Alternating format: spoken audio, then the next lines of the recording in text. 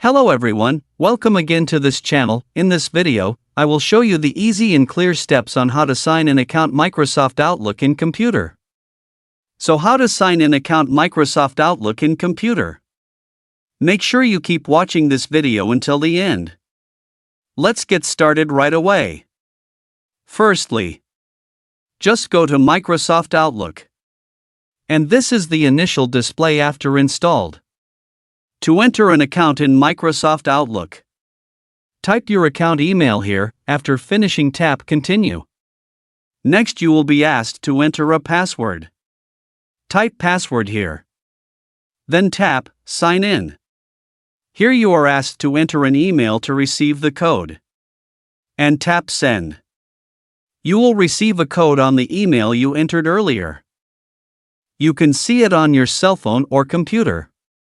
Enter the code received in your email, enter the code here, tap Next. Now here is the login process, wait for the process to finish. Here tap Next. Choose one and tap Accept. Tap Continue. Now this is the initial display of Microsoft Outlook that you can use.